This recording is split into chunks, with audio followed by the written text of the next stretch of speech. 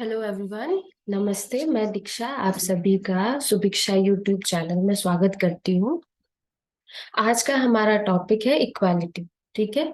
Last से अगर हम फर्स्ट वीडियो की बात करें तो फर्स्ट वीडियो से लेके और जो हमारा लास्ट वीडियो अभी तक रहा है, हमारा फोर्थ वीडियो, उसमें हमने पॉलिटिकल थ्योरी क्या है, उसके मीनिंग, उसके डेफिनेशन और फिर कंसेप्ट्स के बारे में चर्चा की है। और हमने पॉलिटिकल थ्योरी के एक कंसेप्ट को कंप्लीट भी कर लिया है। वो क्या है? वो है लिबर्टी।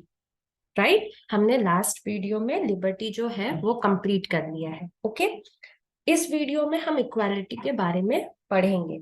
इक्वालिटी का मीनिंग और इक्वालिटी के definitions. Okay.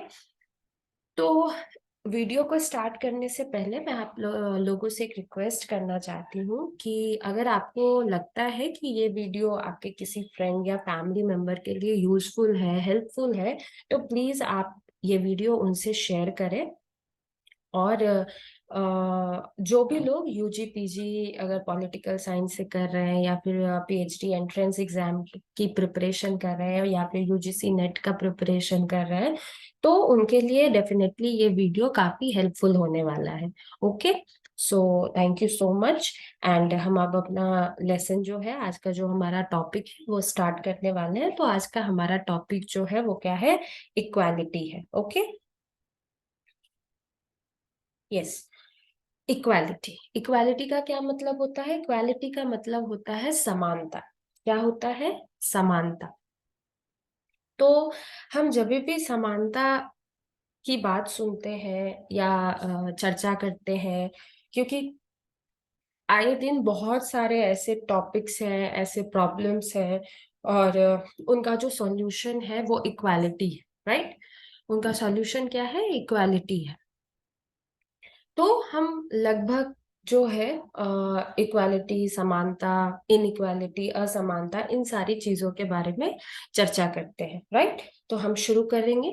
Equality is the second pillar of the political theory. Equality क्या है? इक्वालिटी जो है वो दूसरा खंभा है, दूसरा स्तंभ है।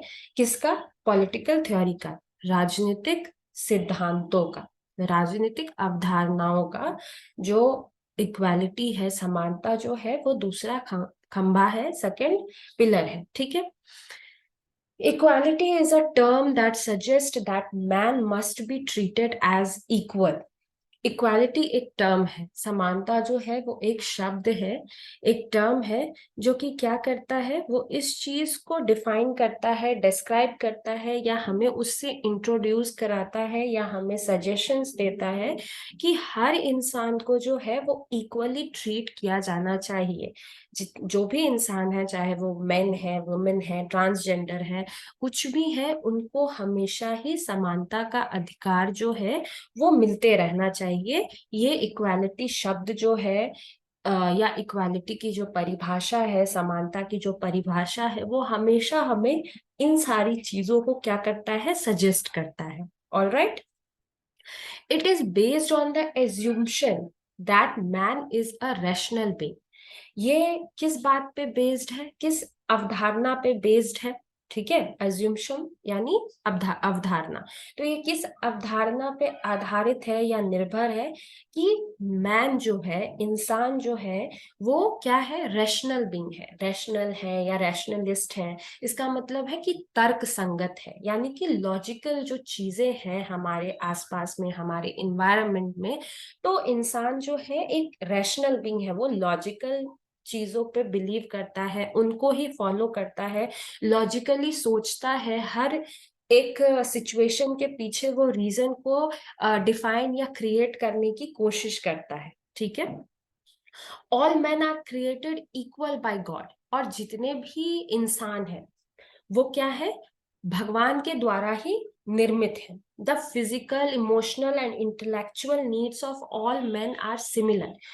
जो भी हमारे पास, अगर हम फिजिकल की बात करें, फिजिकली बात करें, इमोशनली बात करें, इंटेलेक्चुअली बात करें, तो हर तरीके से हम समान हैं। जो भी इंसान है वो समान है, ना ही वो जेंडर के बेसिस पे भगवान ने उस चीज को कैटेगराइज्ड किया है, ना ही स्टेटस। स्टेटस का मतलब है इकोनॉमिक स्टेटस, आर्थिक हमारी जो स्थिति है ना, उसके ऊपर उसके बारे में सोच के उस चीजों को रिकॉग्नाइज्ड किया है भगवान ने। ऐसा कुछ भी नहीं हुआ है, राइट। यानी कि हम भगवान के तरफ से समान बनाए गए हैं। हम सबके पास दो हाथ, दो पैर, एक नाक, दो आंख, दो कान है, एक दिमाग, सबके पास है, भगवान ने सबको दिया है। अब ये आप पे डिपेंड करता है कि आप उसको किस तरीके से यूज करते हो, राइट। किस तरीके से यूज करते हो ये भगवान ने आप पे छोड़ दिया है, आप वो डिसाइड करो कि आपको उसका इस्तेमाल कैसे करना है। ओके, अब बात करें तो there all are entitled to equal rights, और सबको समान अधिकार है, मिला है, सबको दिया गया है, सबके पास है।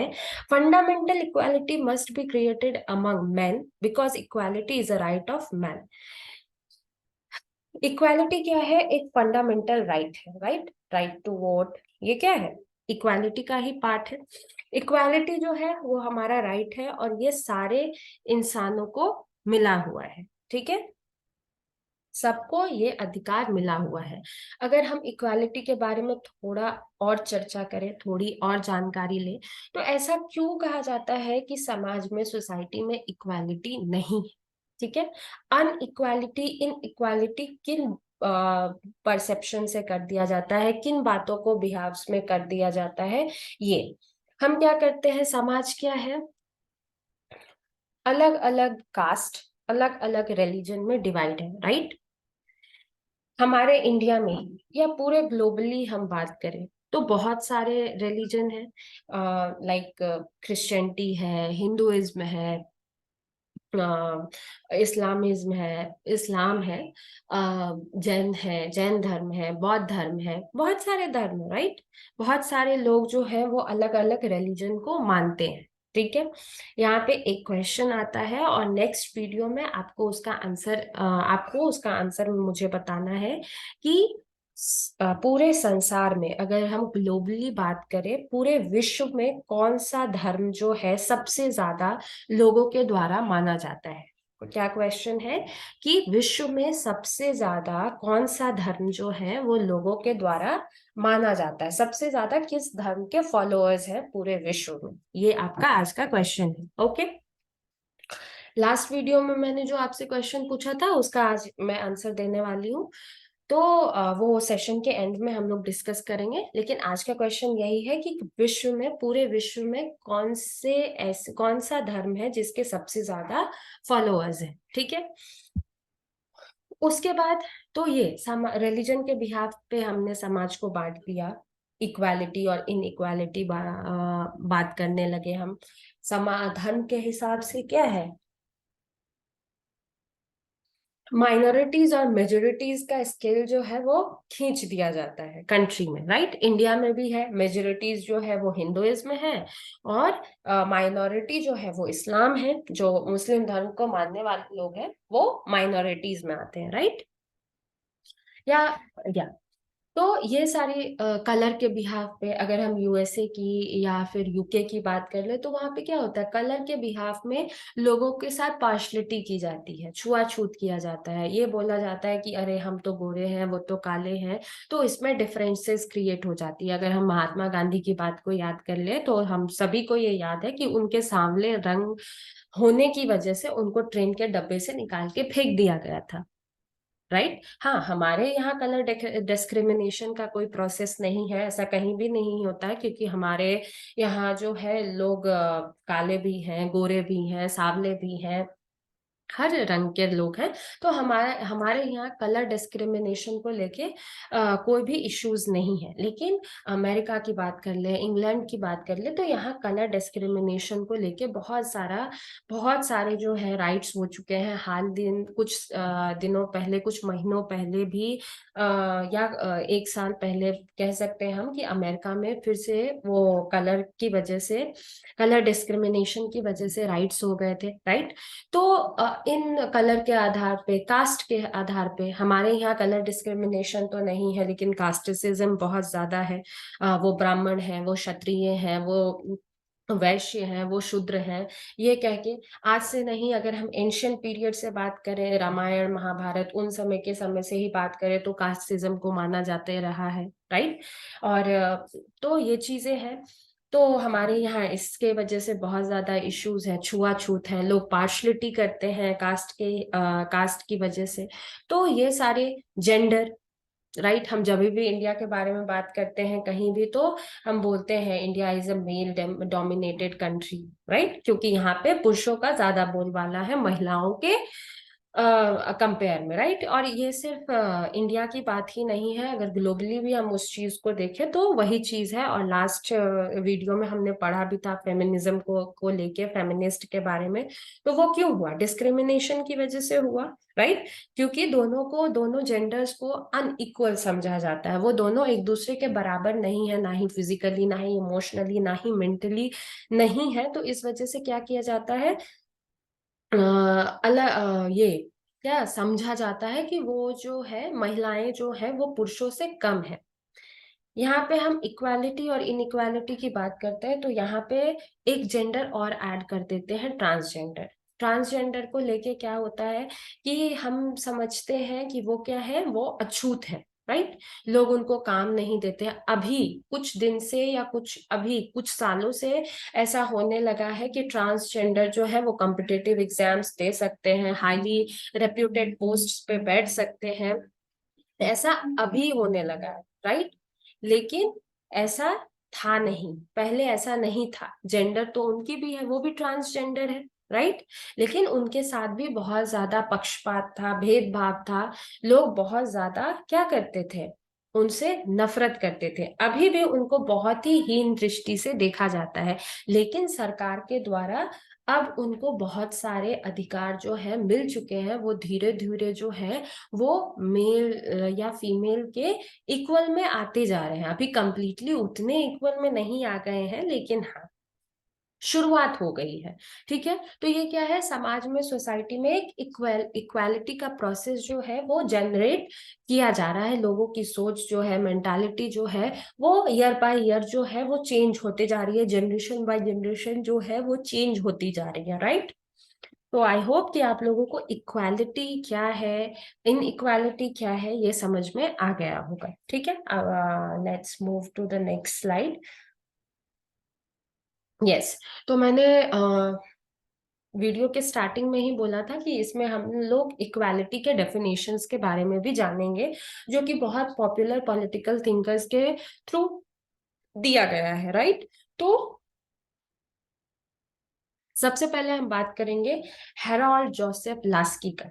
जो भी पॉलिटिकल साइंस के स्टूडेंट होंगे, डेफिनेटली उन्होंने लास्की के बारे में पढ़ा होगा, जाना होगा। और वो कितने ज्यादा फेमस और पॉपुलर और इफेक्टिव थिंकर रहे हैं, सबको पता है। वो बहुत ही अच्छे एक इकोनॉमिस्ट भी थे, अर्थशास्त्री भी थे। उनका उनका ज्ञान जो है वो अर्थशास्त्र में भी बहुत ज्यादा था। तो उनके बारे में कि वो कौन थे, उनकी जन्म और मृत्यु, सब कुछ के बारे में थोड़ा सा ओवरव्यू लेंगे। उसके बाद फिर उन्होंने क्या थ्योरी दी है इक्वालिटी के बारे में, वो पढ़ेंगे, ठीक है। तो हेरोल्ड जोसेफ लास्की, उनका जन्म 30 जून 1893 में हुआ, और उनकी मृत्यु जो है वो उनकी डेथ कब हुई? 24 मार्च 1950, राइट। तो ये जो उनका जो जीवन काल है वो बहुत ही कम समय के लिए था। मतलब वो बस 56 वर्ष की आयु में ही, 56 ईयर्स के एज में ही उनकी मृत्यु हो गई थी, राइट। तो पर उन्होंने जितना भी जीवन काल अपना व्यतीत किया वो काफी यूजफुल था, ठीक है। वो चाहे पॉलिटिक्स के परसेप्शन से ले लें, उनके करियर के परसेप्शन से ले लें, उनके वैल्यूबल वर्क्स के परसेप्शन से ले लें, वो काफी ही उन्होंने वैल्यूबल लाइफ को क्या किया था, स्पेंड किया था, उन्होंने जिया था, सरवाइव किया था। तो ये हम कह सकते हैं, ठीक है। Now let's start. He was a English political theorist and economist. वो कौन थे? वो एक अंग्रेज पॉलिटिकल थिंकर थे,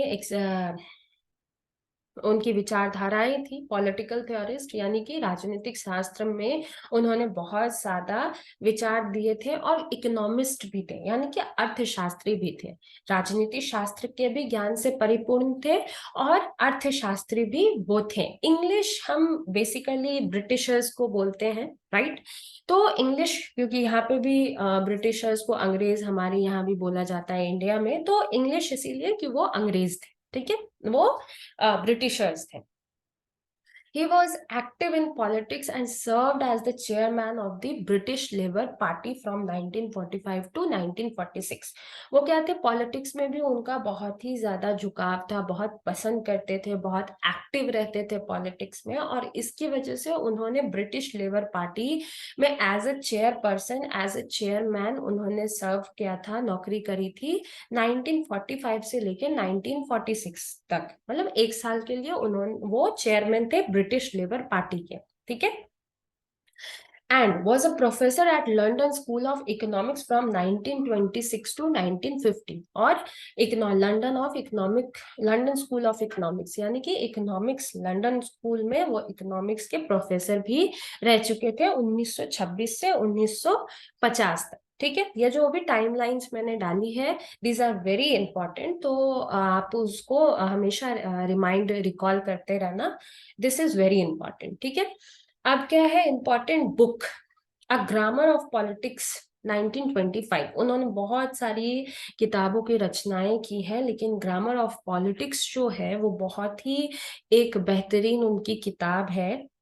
अगर हम पॉलिटिक्स के बारे में कुछ भी जानना चाहें, जैसे हम ग्रामर से पूरे अंग्रेजी भाषा की वोकैबुलरी समझते हैं, किस तरीके से अंग्रेजी को हम बोलने के लिए यूज कर सकते हैं, लिखने के लिए यूज कर सकते हैं, पढ़ने के लिए यूज कर सकते हैं, एकदम बेसिक रिक्वायरमेंट्स जो इंग्लिश के लिए होती है, ये वो चाहे हम इंग्लिश ग्रामर में पढ़े या हिंदी व्याकरण में पढ़े, तो हमें जिस तरीके से भाषा का ज्ञान होता है, वैसे ही अगर हम लास्की की ग्रामर ऑफ पॉलिटिक्स पढ़े, तो उसमें हमें पॉलिटिक्स के हर वो चीजों के बारे में पता चल जाएगा जिसमें भी हमें कंफ्यूजन है, या जिन भी टर्म्स की, या फिर जो भी ये बोल सकते हैं कि पॉलिटिक्स में काम आने वाली जो भी ऐसी स्ट्रैटेजी है या फिर रीजंस है, उनके बारे में हम बेसिकली इनके इस बुक को पढ़ के हम उस बात को क्या कर सकते हैं, उस बात के बारे में जान सकते हैं, ज्ञान अर्जित कर सकते हैं। तो लास्की ने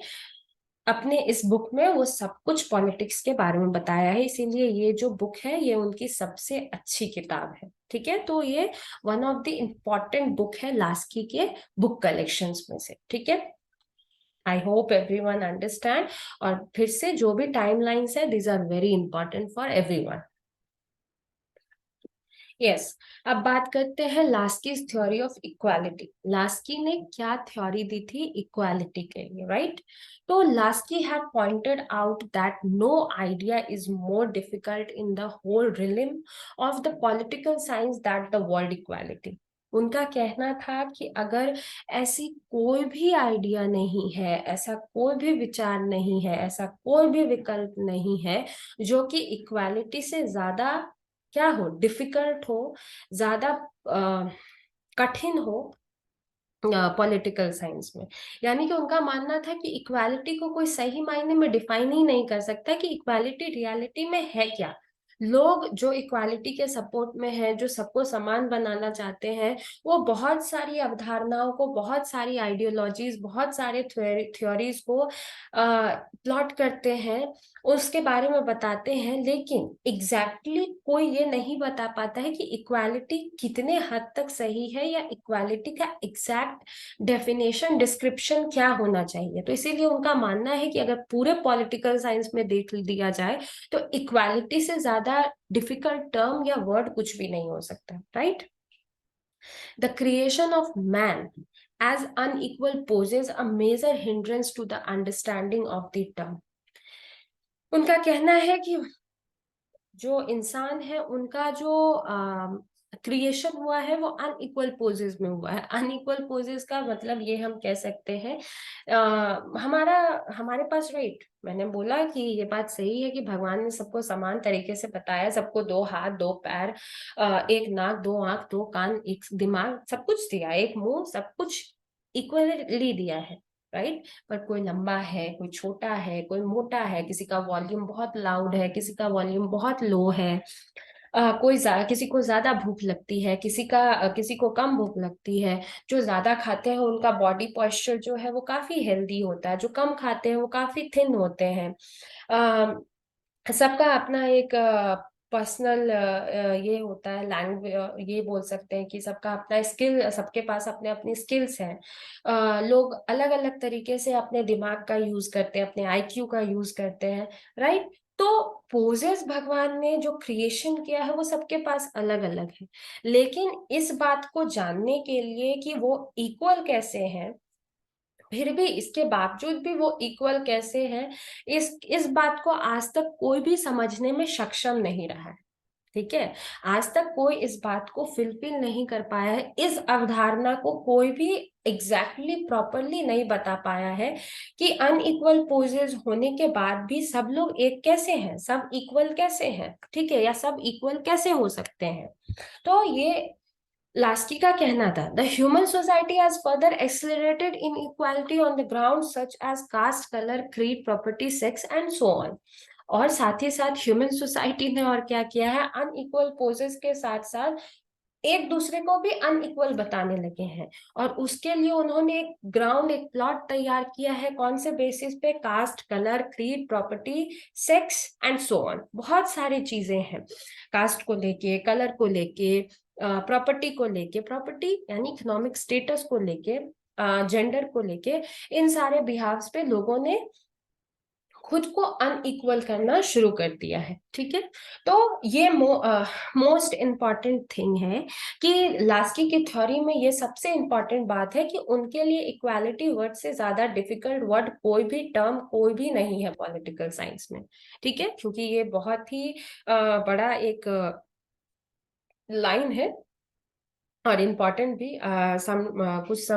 कुछ ऐसे भी तरह के क्वेश्चंस होते हैं हमारे पास, जो कि ये लाइन आपके पास रहेगा, and who said this line, और like that, so you have 4 options and you tick the right one, right. सो ये लाइन जो है वो काफी इम्पोर्टेंट है, इसीलिए मैंने इसे थोड़ा बोल्ड कर दिया है ताकि ये पॉइंट आउट हो। ठीक है, पॉइंट आउट करने की वजह से मैंने इसे थोड़ा हाईलाइट कर दिया है। ठीक है, now next to move to the next slide. Yes, Thomas Hobbes, ये भी बहुत ही मोस्ट इम्पॉर्टेंट पॉलिटिकल थिंकर है पॉलिटिकल साइंस के, राइट। थॉमस हॉब्स, और इन्होंने बहुत ही महत्वपूर्ण रचनाएं की हैं। तो इनका जन्म जो है 1588 से लेके 1679 तक, मतलब इनका जो जन्म है, जो इनका लाइफ टाइम ड्यूरेशन है वो है 1588 से लेके 1679 तक। इनका जन्म जो है 1588 में हुआ और इनकी मृत्यु जो है 1679 में हो गई। ठीक है, थॉमस हॉब्स कौन थे? Who is Thomas Hobbes? तो Thomas Hobbes was an English philosopher. कौन थे? इंग्लिश फिलोसोफर थे, राइट, ये भी अंग्रेज थे। considered to be one of the founder of the modern political philosophy। Thomas खुद भी एक फिलोसफर थे और उनको आधुनिक जगत का, आधुनिक राजनीतिक फिलोसफी यानी मनोविज्ञान का क्या माना जाता था? जनक माना जाता था। क्या माना जाता था? जनक माना जाता था। वो खुद भी एक फिलोसोफर थे, और उनको मॉडर्न पॉलिटिकल फिलोसोफर भी, founder of modern political philosopher भी कहा जाता था। किसे कहा जाता था? थॉमस हॉब्स को।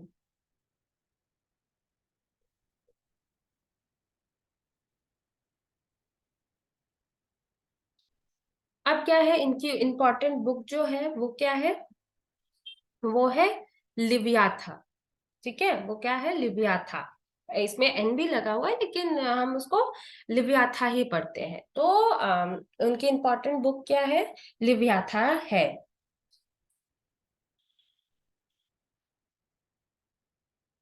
तो वो कौन थे? फिलोसोफर थे, दार्शनिक थे, राइट। मैंने मनोवैज्ञानिक बोल दिया, दैट वाज रॉन्ग। फिलोसफी का मतलब होता है दर्शन शास्त्र, ठीक है। वो दार्शनिक थे, और उनको मॉडर्न पॉलिटिकल फिलोसफी यानी कि आधुनिक राजनीतिक दार्शनिक या हाँ कहा जाता है, ठीक है, फिलोसोफर माना जाता है। और उनकी इंपॉर्टेंट बुक क्या थी? लिविया था, राइट। उनकी इंपॉर्टेंट बुक क्या थी? लिविया था। उन्होंने बहुत सारे इंपॉर्टेंट बुक लिखे हैं, सोशल कॉन्ट्रैक्ट पे भी लिखे हैं, स्टेट्स पे भी लिखे हैं, और भी काफी बहुत सारे महत्वपूर्ण बुक्स उन्होंने लिखे हैं। लेकिन लिव्याथा जो है वो उनकी सबसे महत्वपूर्ण रचना है, और जिसकी रचना उन्होंने 1651 में किया था, 1651 में उन्होंने किया था। वो एक अंग्रेज दार्शनिक थे, और जन्मदाता थे मॉडर्न पॉलिटिकल फिलोसफी के, ठीक है।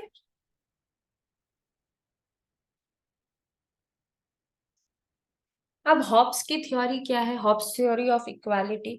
तो Hobbes has pointed out the nature has made men so equal in the ability of the body and man. Nature यानी कि भगवान, प्रकृति, ठीक है, उसने इंसान को जो है वो इक्वल बनाया है इन the ability of body and mind. Body की जो एबिलिटी है उससे भी, और हमारा दिमाग जो है उससे भी, ठीक है।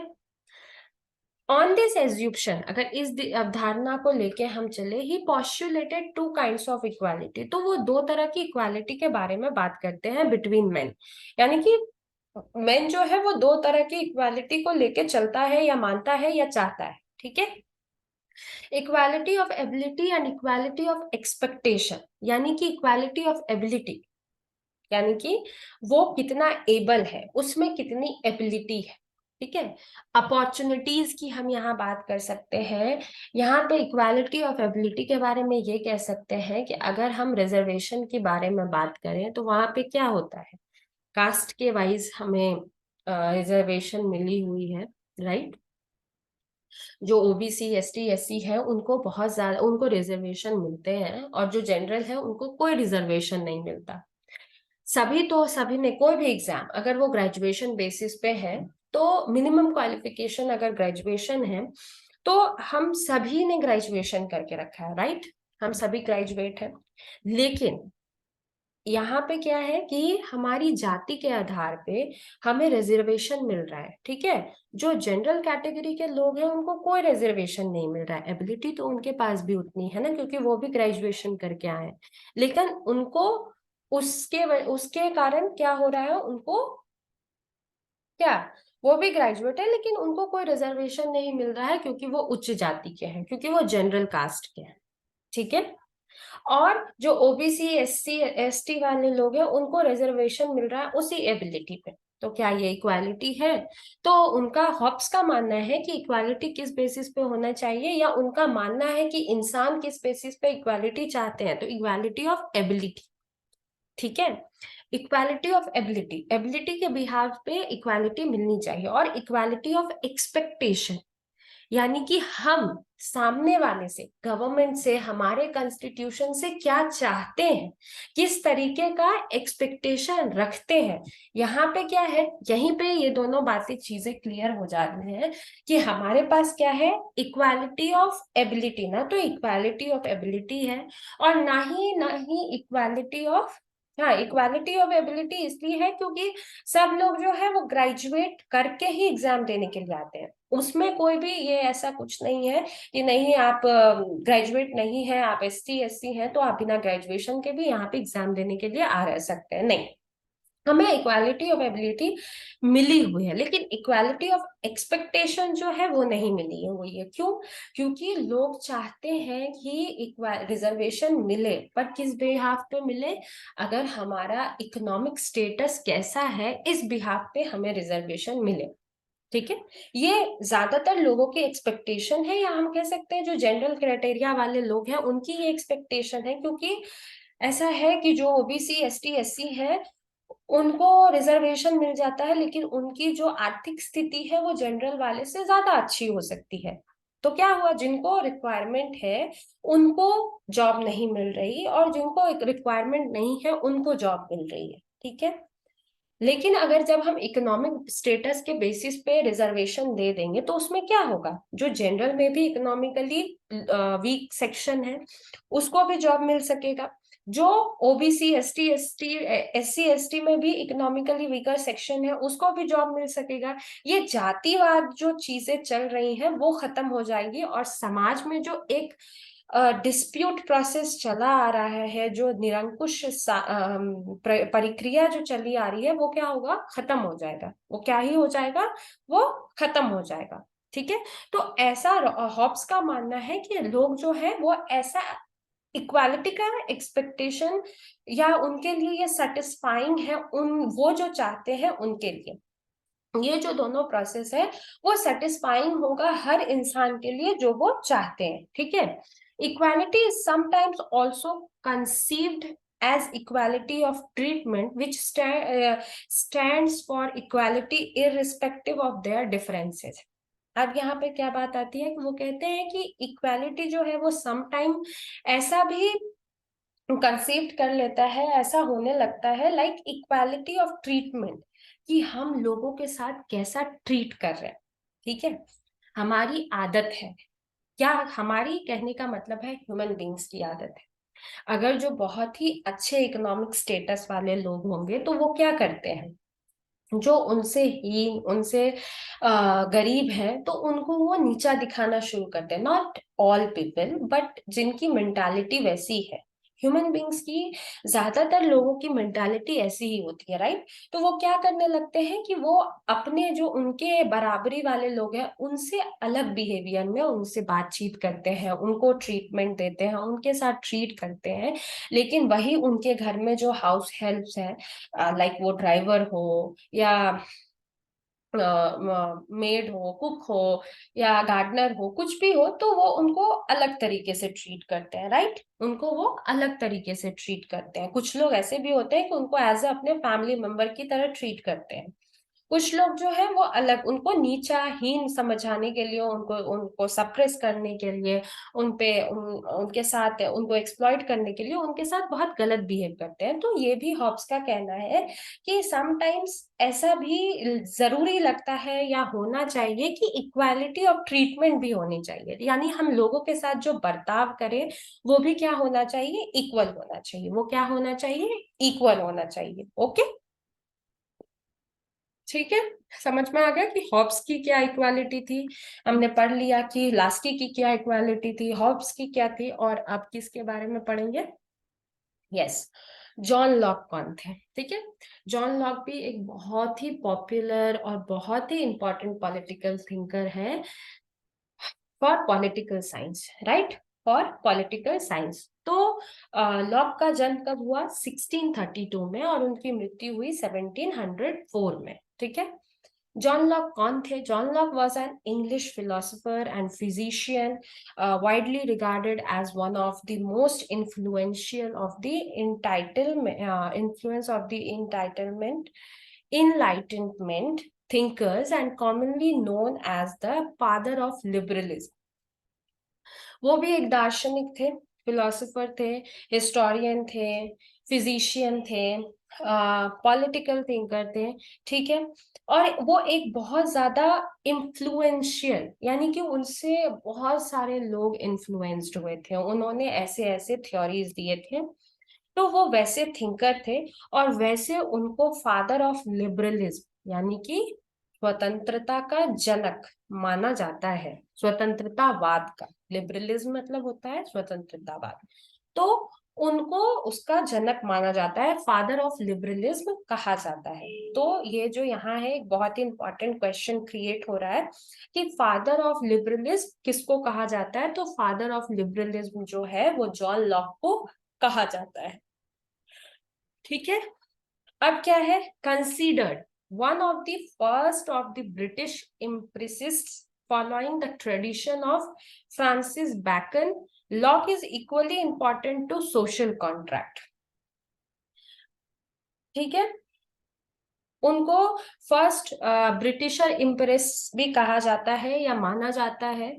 और साथ ही साथ जॉन लॉक की एक रचना है सोशल कॉन्ट्रैक्ट, उसको भी बहुत ही ज्यादा इंपॉर्टेंस मिली है, ठीक है, क्योंकि वो एक इन्फ्लुएंशियल फिलोसोफर थे, पॉलिटिकल थिंकर थे, उनको इन सारी चीजों की बहुत ज्यादा जानकारी थी, लोग बहुत ज्यादा इन्फ्लुएंस्ड होते थे, वो इम्प्रेसिस्ट भी थे, एम्पायरिस्ट भी थे, ठीक है, एम्पायरिस्ट भी थे। और उनकी जो रचना है सोशल कॉन्ट्रैक्ट थ्योरी, ठीक है, उन्होंने सोशल कॉन्ट्रैक्ट बुक भी लिखी है, वो भी बहुत ही महत्वपूर्ण किताब है। तो और ऑब्वियसली हम यूजी पीजी में भी इस बारे में पढ़ते हैं, यूजी में भी लॉक के बारे में हमें पढ़ना है और उनके सोशल कॉन्ट्रैक्ट के बारे में पढ़ना है, और पीजी में भी पढ़ना है, और उसके आगे भी अगर हम कोई कंपटीशन की तैयारी करते हैं तो भी सोशल कॉन्ट्रैक्ट के बारे में जानकारी चाहिए होती है कि सोशल कॉन्ट्रैक्ट क्या है, उन्होंने किस बिहाफ पे सोशल कॉन्ट्रैक्ट की रचना की थी। तो सोशल कॉन्ट्रैक्ट को भी बहुत ज्यादा इंपॉर्टेंस मिलता है, ठीक है। लॉक के बारे में हमने जान लिया। Yes, Locke's theory of equality. Locke ने क्या थ्योरी दी थी इक्वालिटी के लिए? Locke said that man have equal right to their natural freedom, ठीक है। लॉक का कहना था कि लॉक के पास सॉरी इंसानों के पास जो है वो इक्वल राइट है उनके नेचुरल फ्रीडम के साथ, यानी कि जो उनकी प्राकृतिक स्वतंत्रता है उनके साथ। लॉक का एक और कहना था कि हर इंसान, हर इंडिविजुअल अपने साथ एक चीज लेके आया है, वो है सेल्फ फ्रीडम, ठीक है। वो अपने आप को कितना स्वतंत्र मानता है, वो उसको नेचुरली मिली हुई है, ठीक है, वो उसको क्या है, नेचुरली मिली हुई है। Indeed, men have equal worth does not mean that they have equal talent and equal capacity and therefore equal treatment would not fit in meaning of equality. उनका कहना है कि ठीक है, किसी भी इंसान के पास इक्वल वर्थ है, ठीक है, इक्वल वर्थ है, समान अधिकार है, ठीक है, कह सकते हैं वर्थ यहाँ क्या ही होगा, समान अधिकार है, या वो एक तरह के इकोनॉमिक स्टेटस के लोग हैं, समान हर चीज उनके पास समान ही है, लेकिन इसका मतलब ये नहीं है कि उनके पास इक्वल टैलेंट हो, राइट। हम बहुत ज्यादा पैसे वाले हैं, कोई अगला भी पैसे वाला है, ठीक है, मान लेते हैं, हम अपने एकेडमिक्स के बेसिस पे पैसे कमा रहे हैं, हम डॉक्टर हैं, इंजीनियर हैं, और हमारा जो काम है उसके वजह से हम पैसे कमा रहे हैं, और अगला इंसान जो है वो गैंगस्टर है, क्रिमिनल है, वो इनका वो रेप करके, वो किसी का मर्डर करके, किसी के साथ मारपीट करके, उसके बाद भी कोई भी गलत काम को आगे बढ़ा के, उसमें तो भी बहुत सारे पैसे आते हैं, तो उसके वजह से वो पैसे वाला बन गया है। तो क्या हुआ कि उनके पास इक्वल टैलेंट तो नहीं है ना, सामने वाला इंजीनियर नहीं है ना, हम इंजीनियर हैं, हम डॉक्टर हैं, हम इस वजह से पैसे कमा रहे हैं, लेकिन सामने वाला गलत काम को करके पैसे कमा रहा है। So they don't have, so he don't have or she don't have or they don't have equal talent, right, और equal capacity, ठीक है। कैपेसिटी यहाँ हम इंटेलेक्चुअल की बात कर सकते हैं, इंटेलिजेंस की बात कर सकते हैं, हम पढ़ा, हमने मेहनत किया, हम आगे बढ़े, इसलिए क्या हुआ कि हमारे पास कैपेसिटी है किसी भी चीज को करने का, हम कर सकते हैं, लेकिन हम कोई भी चीज किसी के भी सामने कर सकते हैं बिना किसी के डरे हुए, सहमे हुए, क्योंकि हमने कोई गलत नहीं किया है। यही मैंने अगला जो एग्जाम्पल दिया कि वो रेपिस्ट है, खूनी है, मर्डरर है, गैंगस्टर है, तो क्या वो सबके सामने आके खुलेआम कुछ भी कर सकता है? नहीं कर सकता है ना कहीं उसके मन में कोई ना कोई किसी न किसी बात का, चाहे पकड़े जाने का, चाहे इनकाउंटर हो जाने का, किसी न किसी चीज के लिए डर बना ही रहता है, ठीक है। कैपेसिटी कहने का बात है कि बहुत सारे लोगों के पास टैलेंट होता है, राइट, पढ़ने में काफी तेज होते हैं, लेकिन आर्थिक रूप से वो काफी कमजोर होते हैं, तो उनकी कैपेसिटी नहीं है, क्योंकि उनका इकोनॉमिक स्टेटस ऐसा नहीं है। और बहुत सारे लोग ऐसे होते हैं कि पढ़ने में कमजोर है, लेकिन वो बहुत पैसे वाले हैं, बहुत ज्यादा वो रिच हैं, तो क्या होता है कि किसी भी जगह वो पैसे के बदले कोई भी डिग्री हासिल कर सकते हैं, राइट, कोई भी डिग्री जो भी हमारे बस में है पैसे के थ्रू करने का, वो हम कर सकते हैं, राइट। तो कैपेसिटी ऐसे भी देखी जाती है, इक्वल टैलेंट और इक्वल कैपेसिटी सबके पास नहीं हो सकता है, ठीक है, जिनको भी इक्वल राइट्स मिले हुए हैं उनके पास, and therefore equal treatment would not fit in the meaning of equality. इसीलिए इन्होंने हॉब्स को यहाँ काउंटर किया है, इनकाउंटर किया है, क्या कि ट्रीटमेंट ऑफ इक्वालिटी जो है या इक्वालिटी ऑफ ट्रीटमेंट जो है वो इक्वालिटी में फिट नहीं आता है। हम इस बिहाफ पे, पैसे वाले तो दोनों हैं, मैंने एग्जांपल दिया ना कैसे नहीं फिट आता है। हॉब्स का कहना है कि इक्वालिटी ऑफ ट्रीटमेंट भी होना चाहिए, राइट, लेकिन लॉक ने उस चीज को इनकाउंटर करते हुए कहा कि जरूरी नहीं है कि जिनके पास समान अधिकार हैं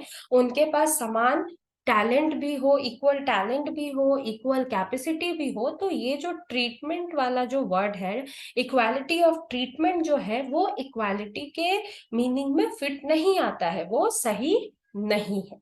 ठीक है, समझ में आ गया। तो हमने यहाँ तक तीन फेमस और पॉपुलर पॉलिटिकल थिंकर्स जो बहुत ही इंपॉर्टेंट हैं हर पॉलिटिकल थ्योरी के लिए, क्योंकि हर जगह उन्होंने अपने कंसेप्ट्स डाले हैं, अपने थ्योरीज लिखे हैं। तो उनके जो उनके जो वैल्यूज हैं चीजों को लेके, थ्योरी को लेके, वो हमने पढ़ा लास्की, हॉब्स और लॉक के बारे में। ठीक है, तो हमने समझा कि तीनों के जो आइडियोलॉजीज है वो इक्वालिटी के बारे में क्या कहते हैं। ठीक है, अब नेक्स्ट स्लाइड पे चलते हैं। ये हमारा इस सेशन का एंड पार्ट है। लास्ट वीडियो में मैंने आप लोगों से पूछा था कि which was the first country to grant women the right to vote. सबसे पहले किस देश ने महिलाओं को वोट का अधिकार दिया था? ठीक है, सबसे पहले किस देश ने महिलाओं को वोट का अधिकार दिया था? तो right one is B, the correct option is B, New Zealand. New Zealand was the first country to grant women the right to vote in the year of 1893। 1893 में न्यूजीलैंड ने सबसे पहले महिलाओं को वोट देने का अधिकार दिया था। ये बहुत ही इंपॉर्टेंट क्वेश्चन है। ठीक है, किसी भी कॉम्पिटिटिव, जनरल कॉम्पिटिटिव एग्जाम में आपसे ये पूछा जा सकता है। तो पॉलिटिकल साइंस के हम हर इंसान को ये बातें याद रहनी चाहिए, लेकिन जो पॉलिटिकल साइंस के स्टूडेंट हैं उन्हें डेफिनेटली ये बात पता होनी चाहिए कि महिलाओं को वोट देने का अधिकार किस देश ने सबसे पहले दिया था। तो न्यूजीलैंड ने 1893 में सबसे पहले महिलाओं को वोट देने का अधिकार दिया था। ओके, सो ये हमारा आज का वीडियो जो है, आज का सेशन जो है वो यहीं पे कंप्लीट हो रहा है। नेक्स्ट सेशन में, नेक्स्ट वीडियो में हम डायमेंशंस ऑफ इक्वालिटी पढ़ेंगे। ठीक है, और उसके बाद हमारा इक्वालिटी टॉपिक जो है वो कंप्लीट हो जाएगा और उसके बाद हम जस्टिस पढ़ना शुरू करेंगे। ठीक है, so thank you so much.